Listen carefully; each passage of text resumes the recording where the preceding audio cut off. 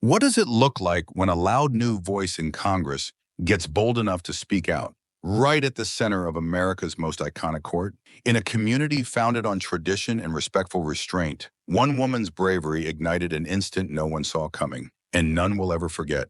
Get ready to think hard about justice, power, and whose voices actually get heard. Press play to find out. It started in a subdued courtroom where words are generally calculated and customs are deep-seated. But this time, something unconventional stirred under the marble columns. Something brazen, passionate, and softly historic. Two women were at the center of it all. One, a veteran justice with a keen intellect and a fierce devotion to the law. The other, a new voice in Congress, forged in adversity and driven by the tales of those seldom given an audience in rooms like this. They didn't arrive to fight, but they did. And in the silence between their sentences, something revealed itself, a challenge not only to power, but to the way that justice hears and who it hears. What does happen when respect collides with resistance? When lived experience engages institutional power? And when one voice, not for herself but for thousands, resounds in the most powerful courthouse in the land?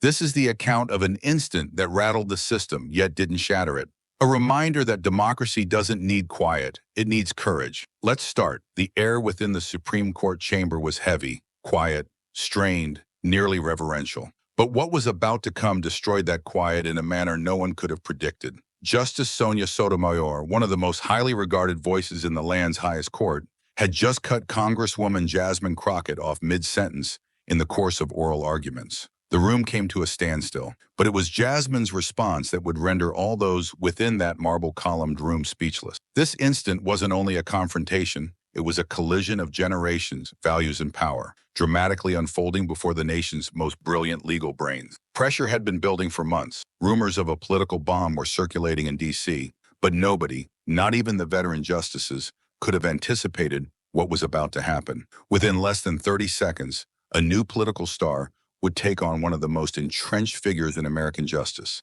and Justice Odmier's shocked response would shake every corner of Washington. That's when the atmosphere shifted. Onlookers who had been waiting in line since early morning now sat at the edge of their seats, wide eyes, racing hearts. The legal experts in the audience leaned forward. Even the old guard reporters, who've seen it all, thoughtlessly clenched the handles of their pens. They knew they were watching history unfold. Retention hook at 4 to 5 min mark. And here's where all of this changed, not only in that courtroom, but on the entire political landscape. Because what Jasmine then said wasn't just daring, it was unforgettable. One sentence that would either cement her legacy or destroy it. But to appreciate why this moment resonated so much, you need to know who these women are. Let's begin with Justice Sonia Sotomayor. She is now 70. She was appointed by President Barack Obama in 2009 to become the first Latina justice ever to sit on the bench of the Supreme Court. She was born in the Bronx to Puerto Rican parents, and her path from public housing to Princeton and eventually Yale Law was nothing short of remarkable. She's famous for her sharp legal acumen and no-nonsense attitude. She's blunt. Some might call it relentless. For more than a decade, she's been the court's liberal conscience, penning incendiary dissents on voting rights, immigration, and criminal justice. When Sonia talks, even the most confident lawyers listen. But today, she was not confronting an anxious lawyer. She was confronted by someone fashioned from different material. Congresswoman Jasmine Crockett. At 43, Jasmine is the face of the next generation of Democratic leadership, a power to be named. Her unapologetic style, sharp tongue, and willingness to butt heads. Her now viral moments from congressional hearings have already made her a household name for many. But ahead of the limelight was grit. She received her law degree at the University of Houston. Then she entered courtrooms as a public defender, fighting for clients no one else would. She didn't merely speak of justice, she lived it, advocating for those who could not have a second chance unless someone advocated for them. In the past few years, Jasmine's risen up the political ranks at a blistering pace. To some, she's the party's future. To others, she's the potential disruptor. But no one at all questioned her capacity to fill a room. And here she was now, not in Congress, not on cable TV, but before the Supreme Court, prepared to take on one of its most influential voices. And the moment was ready to ignite. Jasmine Crockett's time as a public defender, though, did more than build her resume. They provided a deeper sense of how the legal system intersects with everyday life. She did not read the law, she lived it, with her clients, in their home, and within the courtrooms where justice sometimes seemed optional. Now, as Texas's 30th district, including much of Dallas, she's the congresswoman who won't blink. With her quick wit, tough-as-nails attitude, and unwillingness to let power get out of control, she's become a bold voice in Washington. Whether she's challenging corporate CEOs or calling out dirty political tricks in committee hearings, she doesn't back down. And folks have taken notice, and particularly younger progressives who view her not only as a politician, but as a warrior. Social media loves her, but she's more than just viral moments. She's a trial lawyer, a truth teller. And when she speaks, she does it for people whose voices rarely reach the marble halls of power. So when the Supreme Court permitted her to co-argue Henderson versus Texas, a pivotal voting rights case, it was truly historic.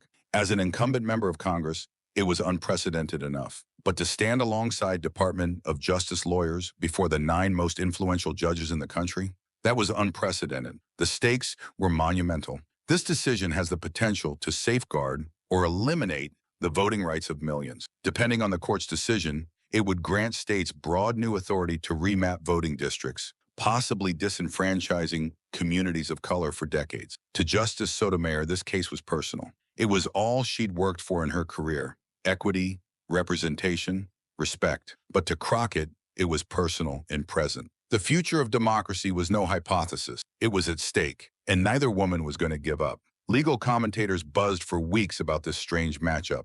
Congresswoman Crockett, the up-and-coming political star, bringing oral arguments before the Supreme Court.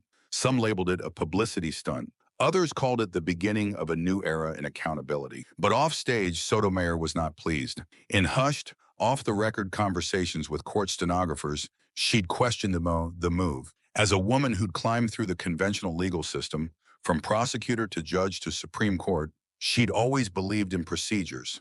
In her book, certain lines weren't to be crossed. Jasmine recognized that.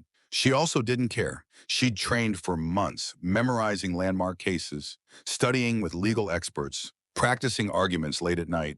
She understood this room would not receive her readily. Not only from the right wing of the bench, but perhaps even from liberal judges who viewed her as an intruder, a voice not invited. The clash was unavoidable, but nobody anticipated that it would become so personal so quickly. There was a feeling of electric anticipation in the chamber that morning. Even the white marble columns seemed to tilt forward. Something was about to occur, and everyone sensed it. Witnesses streamed in early, holding paper programs and discussing speculations. Legal academics jotted down notes before anyone had spoken. Old reporters, weathered by decades of dull hearings, sat up straighter than normal. Justice Odmere arrived with her customary elegance, but her clenched hands and furrowed brow spoke of something different. She too had reservations about the Congresswoman's attendance. Then Jasmine Crockett entered. No gray business suit, no reluctance, just subtle power. She had on a navy blue suit, assertive, authoritative, and inimitably hers. Heads turned, conversations stopped. The room had changed. Jasmine had not yet spoken and was already holding their attention. Chief Justice Roberts rapped the gavel. The formalities commenced. But as soon as Crockett rose to speak, it was apparent this hearing would be no routine affair. "Your Honors," she began, cool and unambiguous, "I stand before you not merely as a member of Congress, but as someone who's witnessed firsthand what this case is about for real people. No drama, simply truth." Even Justice Clarence Thomas leaned forward, shattering his customary silence. Justice Alito suspended writing in mid-sentence. Everyone stared at her. And this was only the start. Even Justice Barrett, usually lost in her papers, looked up with keen interest. But the story was in Justice Sotomayor's response. Her jaw clenched, just barely, but those who were familiar with her body language were not mistaken. A discreet drum of fingers against the bench confirmed it. She was disagreeing, and not quietly. As Jasmine Crockett pushed her argument regarding constitutional requirements for fair districting, tension in the chamber started to build. Questions came quickly, stinging, merciless. Justice Kavanaugh pushed back against her interpretation of precedent. Justice Gorsuch grilled her on the limits of federalism. But Jasmine didn't blink. She replied with case citations and sharp constitutional reasoning that left even her harshest critics stumbling. This wasn't a poll pretending to be a lawyer. This was an actual attorney, a seasoned trial veteran advocate who just happened to have sat in Congress. And then Justice Alito entered the fray, his tone having a slightly sharper edge. "Congresswoman Crockett," he asked, "are you saying this court should rewrite decades of precedent in accordance with your political ideals?" The gallery went still. It was a question calculated to catch someone off guard. Loaded, hazardous, and, if poorly answered, likely to shift the entire hearing in his favor. Crockett hesitated. She didn't rush.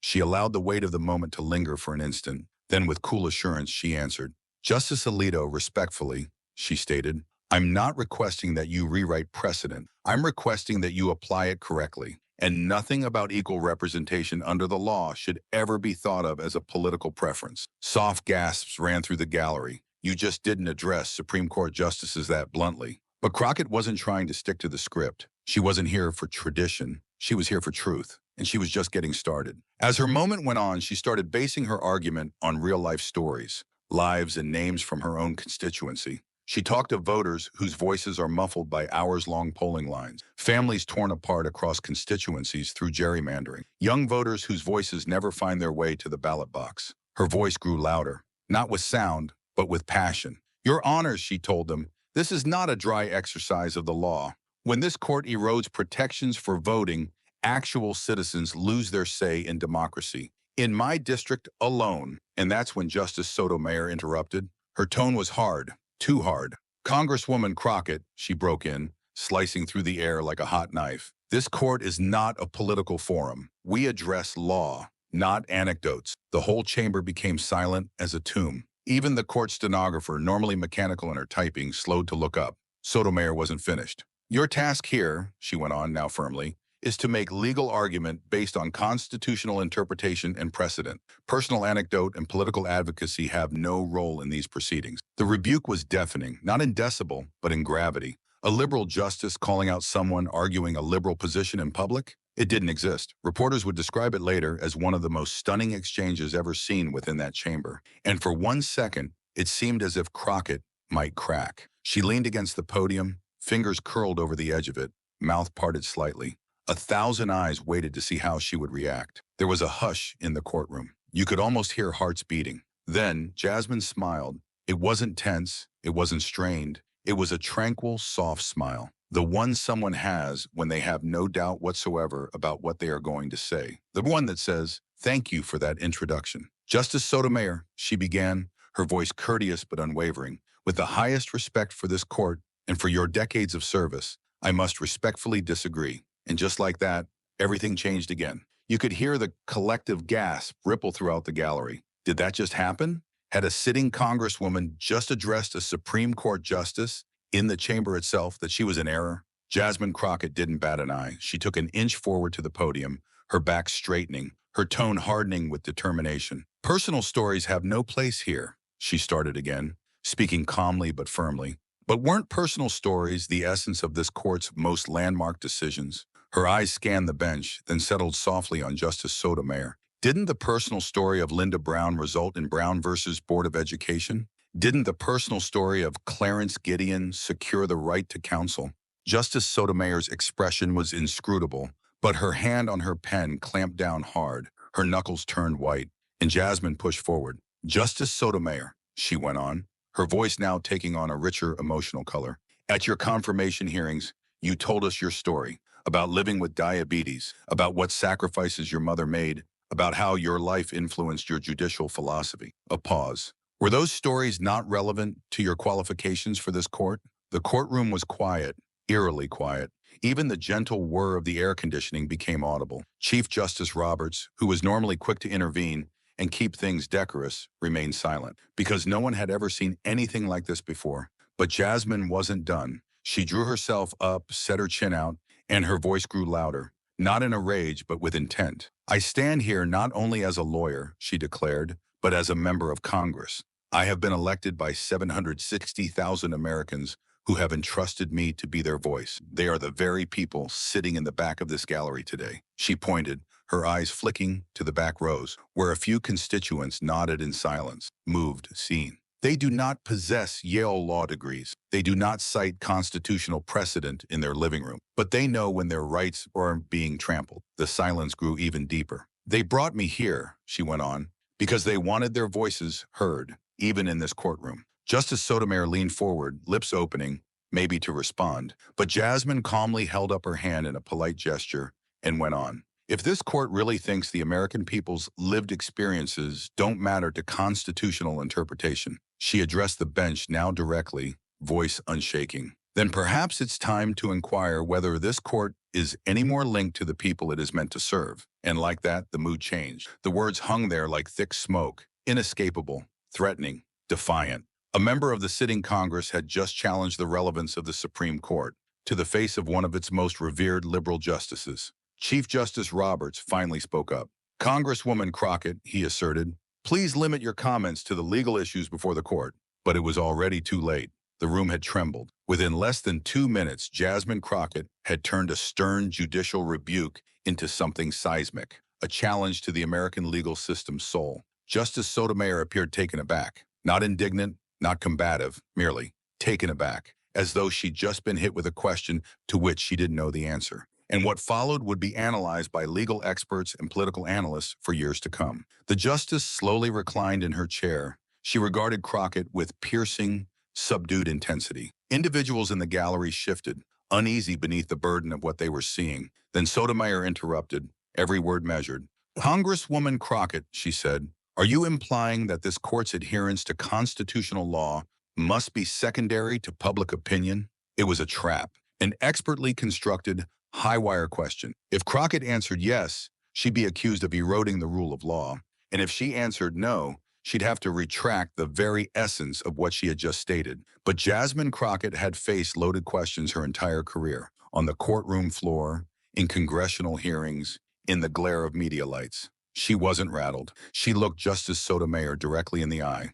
"I'm suggesting," she said clearly, "that constitutional law, which ignores its real-world impact on the people, isn't truly constitutional at all. It's academic theory, disconnected from the country it's meant to serve." Even Justice Thomas, normally restrained at oral arguments, looked up in shock. Jasmine commanded the room now, every square inch. "This court can interpret the Constitution," she declared, her voice dropping for emphasis. "But the Constitution belongs to the people. When this court rules in ways that systematically lock some voices out of democracy," Crockett replied unflinchingly, "it's not safeguarding the Constitution. It's eroding it." Her hand rose modestly, pointing towards the imposing picture of Chief Justice John Marshall displayed high on the chamber wall, a reminder of the court's towering heritage. Chief Justice Marshall wasn't creating judicial review so we could construct an ivory tower for legal elites, she stated, her tone firm but fervent. He was doing it so the Constitution could stay living, something that served all Americans, particularly those without law degrees, power, or privilege. Justice Sotomayor's cheeks flushed ever so slightly. Anger? Discomfort? It was impossible to tell. But everyone in the room saw, and Crockett wasn't about to let up. "Your Honor," she said, "you've spoken beautifully about how growing up Latina in the Bronx shaped your view of the law. You've said that diverse experiences make this court stronger." There was a pause, a moment of respectful acknowledgement. "I agree," Crockett added, her voice softening. For a beat, Justice Sotomayor's stern expression seemed to loosen. Her eyes flickered, recognition, maybe even gratitude. But Crockett leaned in, firmly nudging her point home. "If personal experience is relevant for justices," she said, "then why isn't it relevant for the people living under those decisions? Why is your experience relevant, but theirs irrelevant?" The question hit hard. She wasn't criticizing Sotomayor. She was returning Sotomayor's own words back to her. Crockett had just used the justice's own philosophy as the basis for her argument. On either side of the bench, other justices, liberal and conservative, now leaned forward, all ears. Something substantial was brewing here, something that transcended party affiliation and legalese. This was not merely a legal dispute. It was a calling into question of the soul of judicial power. Justice Sotomayor sat up straighter, obviously getting ready to counter, most likely to recapture the lost ground. But Crockett was on her way. She pulled a small card from her jacket and grasped it gingerly between her fingers. "I'd like to read something to the court," she told them, and she read out loud, slowly, distinctly. "I do solemnly swear that I will support and defend the Constitution of the United States against all enemies, foreign and domestic." She addressed herself specifically to Justice Sotomayor. "That's the promise I made the day I took the oath to Congress. The same Constitution that grants you the authority to interpret law grants me the duty to voice for the people." She lowered her voice, pulling the room in. "So when you tell me that their stories don't belong here, you're not shutting down just me. You're shutting down them." The room was icily still. No rustling documents, no stirring, only the vibration of tension hovering above marble surfaces, because this moment had long since transcended policy debate. This was now about democracy itself. Justice Kavanaugh shifted, apparently attempting to dissipate the intensity of it all. "Congresswoman," he began slowly, "maybe we can go back to the precise legal questions." But Crockett stood, unruffled as always, and met his eye. "Justice Kavanaugh," she stated firmly with respect, "the question before us is whether all Americans really have an equal voice in their government." She let that sink in. "The constitutional question," she went on, "is whether this court will safeguard that voice or let it be overwhelmed. And the human question," she hesitated for a moment, "which I think can't be divorced from the others, is whether the citizens of my district, my neighbors, teachers, veterans, single parents, will be respected as full citizens or relegated to second-class voters." There was silence once more. Justice Sotomayor had not interrupted during the exchange, but now she leaned forward. Her tone this time was softer and inquiring. "Congresswoman Crockett," she spoke deliberately, "what are you asking this court to do exactly?" That's the moment Crockett had rehearsed. The moment she could transition from defense to offense, from responding to leading. And her reply would change the whole direction of the discussion in ways that no one could have anticipated. Justice Sotomayor sat for the rest of the hearing, but observers closely watched and saw a difference. She had walked into the courtroom in her typical authoritative style. Now that sharpness was muted. Her tone changed, from pointed and guarded to reflective and expansive. The manner of questioning, more relaxed, more inquiring. She was seriously interested in hearing what others had to say, even for speakers she might have dismissed earlier. When Chief Justice Roberts finally adjourned the session, what should have been a peaceful, respectable exodus from the chamber became near frantic pandemonium. Reporters ran to get their reactions into print first. Legal experts clustered in the corners, already debating the significance of the moment. Because they all knew it, history had just occurred. Minutes later, the hashtag Crockett v. Sotomayor was trending nationwide. Legal Twitter exploded. Harvard's Professor Lawrence Tribe, a giant in the legal world, tweeted, "In 40 years of Supreme Court watching, I've never seen anything like Jasmine Crockett challenging Justice Sotomayor on judicial philosophy. Brilliant, necessary." Even conservative commentator Jonathan Turley, who rarely agrees with Democratic voices, offered grudging respect. "I strongly disagree with reversed Crockett's position, but that was masterful advocacy." Meanwhile, the Supreme Court's usually subdued YouTube channel erupted. Crockett's courtroom exchange received more than 2 million views within 24 hours, a record for a court most Americans watched infrequently. And the messages? Thousands rolled in. Individuals who had never been interested in legal hearings previously indicated that they felt heard, seen, represented. Throughout social media, progressives praised Crockett as a truth-teller. Representative Alexandria Ocasio-Cortez posted, "This is gutsy representation." Jasmine Crockett represented millions who are rarely heard in these marble halls. Even members across the aisle couldn't help but notice the moment. Speaker Mike Johnson provided a diplomatically phrased observation.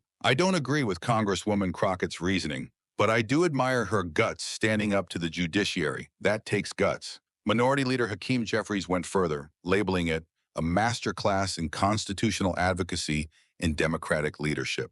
Law schools noticed too. Professors started including Crockett's courtroom exchange in constitutional law syllabi. Some even stopped lecturing to display the video in entirety. The National Bar Association applauded both of them, saying that strong disagreement, when conducted with respect, can enrich the debate instead of watering it down. Former Solicitor General Donald Verrilli mused during a TV interview, "This wasn't a collapse of etiquette, it was evolution." Representative Crockett didn't dismantle the court. She compelled it to confront the uncomfortable questions about democracy it's long dodged. And then, 3 days later, something truly historic occurred.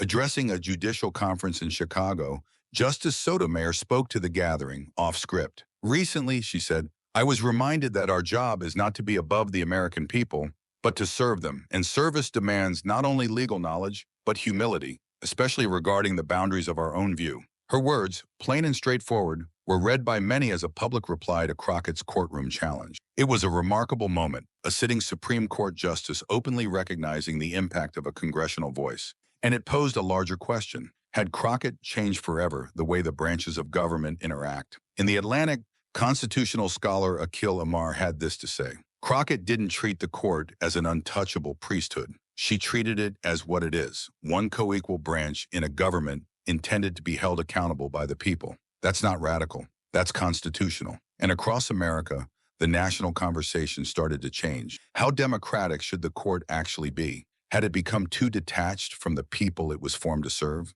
Others criticized that the moment had passed, that the courtroom was not a place for incendiary speeches. But to many Americans, the argument itself was past due. Law schools saw a significant increase in applications. Students motivated by Crockett's rhetoric, wishing to learn law not as abstraction, but as an instrument of reform. Members of Congress started to ask for constitutional law briefs and extra legal instruction. And even the Supreme Court itself rolled out its own package of reforms: more live streaming, more concise descriptions of the cases, and new educational tools to inform ordinary Americans more fully about what was going on behind the court doors. As for Crockett, she was no longer a rising star from Texas. She was a national figure. In the days that followed the hearing, she was deluged with more than 50,000 emails sent in from each of the U.S. states. Her office was inundated with request after request to speak at universities, bar associations, and civic groups. And her message was always the same.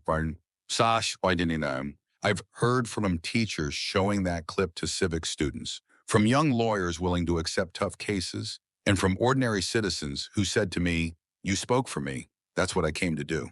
A few weeks later, in a CNN interview, Crockett revealed something interesting. Even after their contentious exchange on the bench, she and Justice Sotomayor had since created a mutual professional respect, she said. 3 weeks after the hearing, the two women were said to have had a closed-door, hour-long conversation at a judicial conference. A source at the event later disclosed what Justice Sotomayor said to Crockett: "You challenge me to be better, and that's what public servants should do for one another." It was a moment of humility and of hope. Legal experts soon began setting that courtroom clash alongside other landmark moments in Supreme Court history. Professor Randy Barnett wrote in an op-ed, "Representative Crockett reminded the court that its authority rests not on custom, but on the consent of the governed. That's not undermining judicial independence. That's defending democracy." From law schools to town halls to Sunday morning political talk shows, the conversation was picked up. For once, the discussion wasn't only about what the court can do, it was about what it should mean to the people it serves. In an interesting twist, in the weeks that followed the exchange, Justice Sotomayor appeared revitalized in her position. Witnesses reported that she started asking more questions centered on real-world applications, prodding her colleagues to think about how legal decisions ultimately play out in the lives of individuals. And Crockett? She leveraged her time in the spotlight for change, not for fame. She unveiled new initiatives for civic education, calling on schools to educate young minds on the interplay of law, power, and people. She called for greater transparency and citizen awareness of how the judiciary works. And she insisted on drumming home one fundamental message: respect doesn't mean silence. Challenge doesn't mean disrespect. That one instant, that 10-minute dash within the marble confines of the Supreme Court, transcended that courtroom melodrama. It became a symbol of a greater change, a change in the way we conceptualize power. Voice, what it actually looks like to serve in a democracy. Crockett demonstrated that it is possible to hold institutions accountable without destroying them. And by listening to her, Sotomayor reminded the country that wisdom can occasionally be found in listening, not always having the final word. Together, two women from opposing generations illustrated something all too rare in the present day: productive disagreement based on mutual respect. At a moment when America seems to be splintering and confidence in institutions is at a low, this conversation showed a glimpse of a new way forward, one based not on silence or deference, but on responsibility, courage, and authentic dialogue. And the ripple effects? They'll resonate for years, because what occurred within a few minutes' time didn't merely defy precedent, it defied us. How do we wish our democracy to function? Do elected representatives yield to judicial power, even when they think that power is being abused? Or do they reject it, assertively, respectfully, and for all the people they were sent to represent to see? That's the question now, and it won't go away. So we'd like to hear from you. Did Justice Sotomayor's opponent, Jasmine Crockett, cross the line when she confronted her? Or did she simply do what a representative is supposed to do? Speak out, even when the stakes are high?